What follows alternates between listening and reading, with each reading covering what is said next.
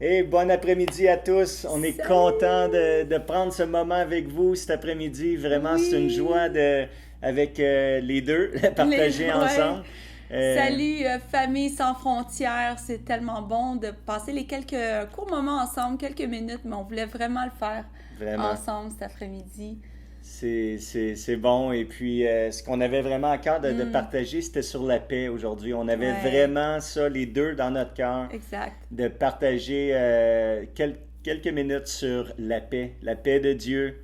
Et puis, on va tourner tout de suite dans le fond dans Jean 14, à Mhm. partir du verset 27. Et on lit, je vous laisse ma paix. Je donne, pas comme le monde donne, afin que votre cœur ne se trouble pas et ne s'alarme point. Mhm. Vous avez entendu dire, euh, vous avez, vous avez entendu que je vous ai dit, je m'en vais et je reviens vers vous. Si vous m'aimiez, vous vous réjouissez de ce que je vais au Père, car le Père est plus grand que moi. Mais vraiment, l'accent était sur le verset 27 et alors que qu'on méditait sur ce passage, et on sait que ce passage vient juste avant la crucifixion de Jésus. Dans quelques heures, le lendemain, Jésus va être arrêté pour vivre la coupe qui était devant lui, la croix. Et puis, on voit comment Jésus, à ce moment-là, dans ce moment intense de Hmm. il sait ce qui s'en vient, il sait ce qui est devant lui dans les quelques heures, mais son focus, son cœur est pour ses disciples. Hmm. Ils savent qu'ils vont être dispersés, ils savent qu'ils vont être éprouvés alors que Jésus va être arrêté. Et puis, vraiment, Jésus veut rassurer, Jésus veut prendre soin de ses disciples, puis il leur donne sa paix. Il dit, je vous donne, je vous laisse ma paix. Et puis, vraiment, alors que je méditais sur ce passage ce matin, vraiment, quel cœur de notre Sauveur qui Hmm. ressort, qui vient nous démontrer à quel point Jésus était premièrement en paix en dedans de lui. Il savait Exact. ce qui était devant lui, mais il y avait la paix en lui. Il était au repos, malgré la souffrance qui l'attendait. Et puis son focus, c'est ses disciples, ceux qui aiment, pour Hmm. les rassurer, Hmm. pour venir les préparer à ce qui était devant lui. Et vraiment, j'étais tellement touché ce matin alors que je méditais ce verset. Le cœur de Dieu, le cœur de notre Sauveur Hmm. qui est pour de nous laisser sa paix, de nous Hmm. laisser qu'on puisse vivre de cet endroit, de puisse vivre en paix et Exact. que notre cœur soit pas troublé, peu importe ce qui peut tourner alentour de nous, que notre Et cœur soit au repos. Et exact. puis vraiment, Et c'est tellement bon. on peut dire que le monde autour est ébranlé, les Mm. nations sont ébranlées, les gouvernements sont ébranlés, le système est ébranlé, les systèmes, que ce soit financiers, religieux, tout est ébranlé dans nos jours. Et on peut dire que la terre est en tempête un Mm. peu.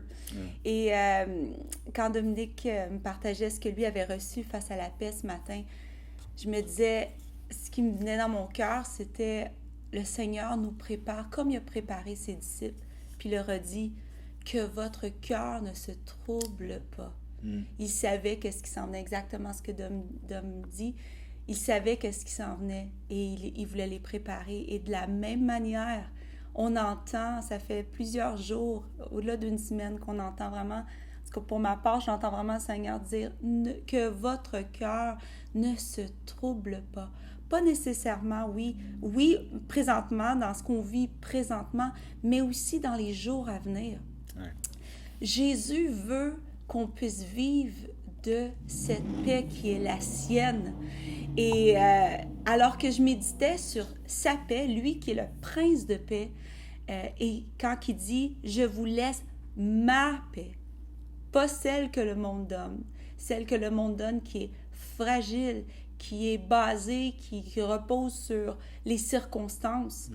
Et quand on se met à shaker qu'une tempête vient puis que toutes les circonstances explosent autour, on peut voir que cette paix-là, elle est fragile. C'est de la paille. Et le Seigneur, lui, nous dit, je vous donne ma paix. Et quand je méditais là-dessus, je pensais dans l'histoire dans Marc 4, 35 à 41. Je ne sais pas si Dom, on peut tourner, mais je pensais à Jésus. Sa paix faisait que lui, au cœur de la tempête, alors qu'ils étaient sur les eaux et que le vent s'est levé, il y a eu une giga grosse tempête. Et une tempête au point à ce que les disciples étaient sûrs qu'ils étaient en train de mourir, qu'ils étaient pour vraiment s'écrouler, puis couler au fond. Puis Jésus, lui qui est le prince de paix, sa paix, de cette place de paix qu'il habitait, dans laquelle il vivait, il est en arrière du bateau, il est couché sur un coussin, puis il dort. Même le petit détail qu'il est couché sur un coussin, c'est pas juste genre qu'il est assis, puis s'est endormi, puis il est pas... non, lui, il sait toutes choses, il connaît toutes choses, il avait le discernement. Il savait qu'est-ce qui était pour arriver, mais il était en parfaite paix. Son heure n'était pas venue. Exact. Il était entre les mains de Dieu et il dormait sur un coussin. Il avait choisi la position de repos. Il s'était couché puis il dormait. Puis, on lit dans Marc 4, 35, c'est ça, 4, 35. Comme il parlait encore... Non, c'est pas ça. C'est dans 5. Marc 4, 35. J'étais comme, c'est pas ça. OK, la tempête. Ce même jour, sur le soir, Jésus leur dit, passons à l'autre bord. Et après ça, je vais aller juste un petit peu plus loin. Alors qu'ils étaient sur l'eau, au verset 37, il s'éleva un grand tourbillon et les flots se jetèrent dans la barque au point qu'elle se remplissait déjà. Et lui, Jésus, il dormait à la poupe sur le coussin. Ils le réveillèrent et lui dirent, « Maître, ne t'inquiètes-tu pas de ce que nous périssons? » S'étant réveillé, il menaça le vent et dit à la mer, « Silence! Tais-toi! » Et le vent cessa et il y eut un grand calme. Puis il leur dit, « Pourquoi avez-vous ainsi peur? Comment n'avez-vous point de foi? » Ils furent saisis d'une grande frayeur et ils se dirent les uns aux autres, « Quel est donc celui-ci à qui obéissent même le vent et la mer? » Et c'est intéressant parce que ça dit qu'il menaça le vent, il s'est réveillé, il menaça le vent et la mer, et il dit « Silence, tais-toi ». Dans la version anglaise et dans d'autres versions, c'est « Shalom, paix, peace, be still ». C'est un ordre, c'est pas « paix ». On n'est pas conscient de ça. Non, il a donné un ordre. Il a dit « Paix, tais-toi, silence, shut up ». Et c'était vraiment ce shalom, le mot shalom qui vient du royaume de Dieu, qui est au contrôle. Et quand je lisais justement la version anglaise qui dit « Peace », le Seigneur me ramenait ce verset-là dans Jean. « Paix, je vous donne ma paix. » Et le Seigneur veut nous donner sa paix, qu'on vive de cette place-là. Frères et sœurs, et tous ceux qui nous écoutent aujourd'hui, laissez-moi vous dire, c'est pas fini les ébranlements. On est dans les débuts. Il va y en avoir d'autres. D'autres la terre va être ébranlée. La Bible nous le dit. C'est pas qu'on est en train de voir le négatif. Au contraire, on comprend l'heure dans laquelle on est, on discerne les temps. La Bible, Dieu, Jésus nous a avertis d'avance qu'il y aurait à la fin des temps des ébranlements. Mais Dieu veut nous donner sa paix. Jésus veut nous donner sa paix. Sa paix qui fait qu'on est en parfait repos, complètement dans le repos. Et comment saisir la paix de Dieu? J'avais aussi dans mon cœur, en fait, tu avais un verset aussi, ça va... Oui, mais je jumperais plutôt à... J'avais dans Job aussi, mais dans Jean 15 aussi, juste un peu plus bas, puis ça dit « Demeurez en moi et je demeurerai en vous ». Et je crois, Vraiment, la paix de Dieu vient de demeurer proche de Dieu. Dans Absolument. le fond, la paix de Dieu, le repos de Dieu vient quand on est collé à lui, quand Ouais, nos yeux sont vraiment. sur lui. Donc ça, c'est super important parce que plusieurs d'entre vous pourraient se dire, c'est beau, vous me parlez de paix, puis mais comment je fais pour vivre de cette paix-là? Et puis vraiment, je crois que c'est dans la proximité, dans de demeurer en Dieu, de prendre des moments, de juste poser.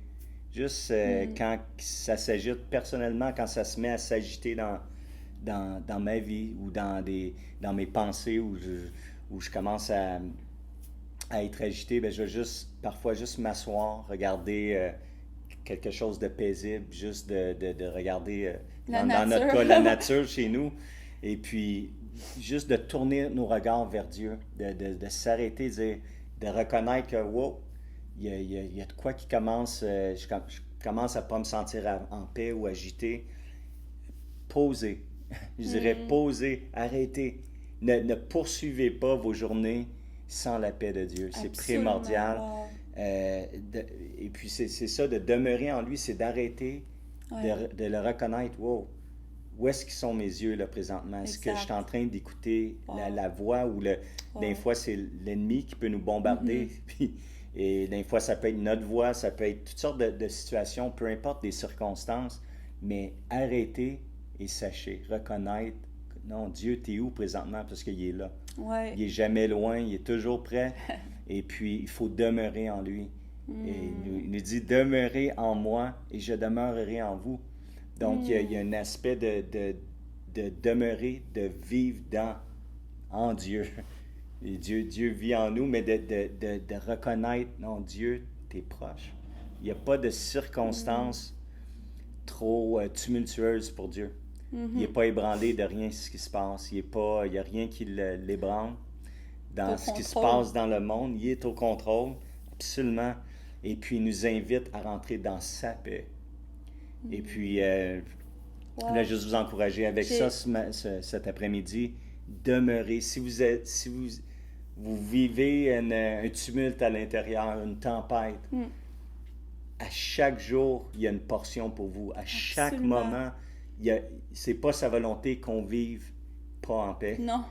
Et puis, sa paix, c'est de sa paix qu'on peut prendre des bonnes décisions. C'est de sa paix qu'on peut parler à la tempête. Yeah. De juste en une place de repos en lui. Mm-hmm. Il nous aime, il nous abandonne jamais. Il est là, il est présent. Donc, demeurons dans cet état-là. Donc, c'est pas quelque chose à atteindre, c'est un état continuel Ah, c'est bon. de demeurer en Dieu. C'est bon. J'aime Puis, une des phrases que tu as dit tantôt que je retiens. C'est de ne pas poursuivre nos journées Ouais. si on n'est pas dans cet état-là. De s'arrêter. De pratiquer. C'est une pratique. Exact. C'est quelque chose, comme Dominique il dit, c'est pas quelque chose à atteindre. Là, on a atteint la paix, puis on reste là, puis... Non, c'est une pratique. Pratiquer la présence de Dieu, pratiquer de demeurer dans la paix, dans le shalom de Dieu. Puis dès qu'on est, exactement, je répète là, mais c'était bon ce que tu as apporté, mais dès qu'on est troublé ou agité, parce qu'il y a une agitation qui vient, puis surtout avec tout ce qu'on vit, c'est augmenté, disons, mais dès qu'on est agité, qu'on n'est pas dans cet état de paix-là, s'arrêter. Yes. S'arrêter tout de suite. Tourner notre regard, puis c'est spécial, ça va exactement avec ce que j'avais dans mon cœur ce matin. Moi, j'avais le psaume 34 aussi, qui était fort dans mon cœur. J'entendais le verset, quand on tourne notre regard vers lui, on est rayonnant de joie. Puis ça dit, je l'ai lu dans la version Passion Translation, puis je veux juste le lire, je vais le lire en anglais, puis je vais le traduire parce que j'aime beaucoup cette version. Mais dans Psaume 34, ça dit « Lord, I'm bursting with joy over what you've done for me. » Seigneur, j'éclate de joie avec tout ce que tu as fait pour moi.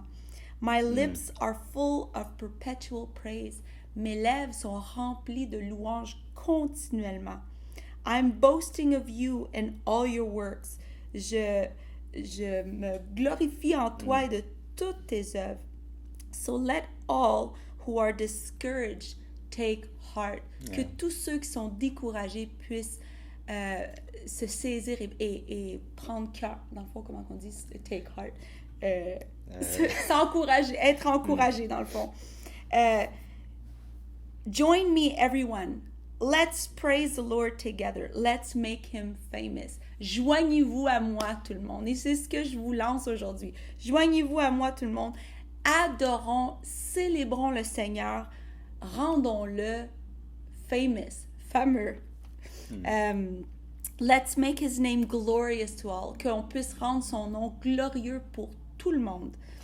Listen to my testimony. I cried to God in my distress, and he answered me, and he freed me from all my fears. Écoutez mon témoignage. J'ai crié à Dieu dans ma détresse, il m'a entendu, il m'a délivré de toutes mes craintes. Et là, c'est là qu'on retrouve la paix. J'ai crié, le témoignage, c'est j'ai crié, je me suis tournée vers Dieu, je me suis arrêtée, comme Dominique disait, je me suis arrêtée, j'ai tourné mon regard, j'ai crié vers Dieu, et il m'a délivré de toutes mes craintes. Le Seigneur veut le faire, pas une fois, pour toutes, il veut le faire continuellement. Exact. Il dit pas, « vous n'avez rien compris encore. C'est pas ça. Dieu, c'est un Dieu de bonté, de grâce. Et on peut se tourner vers lui plein de fois dans une journée, s'arrêter. Et le dernier verset, c'est « Gaze upon him ». Tournez votre regard vers lui. Contemplez-le. Gaze upon him. Contemplez-le. Join your life with his and joy will come. Joignez votre vie à la sienne. Demeurez, comme Dominique il disait, demeurez en lui. Il demeurera en vous. Et c'est là que la joie vient. Excellent. Donc, on voulait vous laisser... avant, la fin du verset. Your faces will glisten with glory. Vos visages vont rayonner de gloire, vont rayonner de joie. Et le monde a besoin de voir ça. C'est là que le monde va dire, « Wow, c'est quoi vous avez, vous autres? Vous êtes donc bien sereins, en paix, zen, comme certains disent. » Mais c'est la gloire de Dieu qui rayonne sur nos visages. Exact. Donc, on voulait juste vous encourager avec ça aujourd'hui. Exact. Et frères et sœurs, dans les temps qu'on vit et dans les années à venir, je vous dis, la paix et le repos, la vraie paix et le vrai repos de Dieu va être une denrée rare. Pas une denrée rare dans le sens, mais le monde va chercher cette paix de toutes sortes de façons. Et l'Église glorieuse de Jésus est celle qui va vivre de cet endroit-là, qui ne va pas réagir à toutes les circonstances, mais qui va être en paix, au repos, qui va entendre la voix de Dieu, puis qui va agir selon la voix du bon berger, de Jésus qui parle. Et c'est sa voix qui va diriger. C'est son écoute. Et la seule façon qu'on peut entendre correctement, c'est quand on est en paix de cette place-là de repos. Absolument. Donc, c'est vraiment la devise qui va avoir beaucoup de valeur dans les années à venir, alors que le monde va s'agiter comme Tabitha partageait. La paix de l'Église, une Église en paix, en repos, absolument, qui ne réagit pas aux circonstances externes, mais qui agit de la voix de son berger. Alléluia. Donc, on veut vous laisser là-dessus et on veut prier pour vous en vous laissant. Et Seigneur, on veut te prier pour l'Église, Seigneur. On veut te remercier, Seigneur, pour l'Église de Jésus, pour l'Église sans frontières, pour chacun de ses membres, de ceux qui la composent. Et Seigneur, on veut proclamer la paix. On veut comme tu nous as laissé ta paix, Seigneur, on veut proclamer la paix sur chacun des familles, sur chacun des couples. On veut proclamer paix et repos. Et Seigneur, on te remercie, Seigneur, pour ce que tu fais au milieu de nous. On te remercie que tu es présent dans ce moment, Seigneur. Tu es présent dans cette saison comme jamais. Alors, Seigneur, on te prie pour la paix. On proclame la paix sur chacune des familles, dans le nom de Jésus. Amen. On vous aime, Famille sans frontières, tellement. On prie pour vous. On est avec vous. Vous êtes dans nos cœurs à tous les jours. Yes. Soyez bénis. Bonne fin de journée.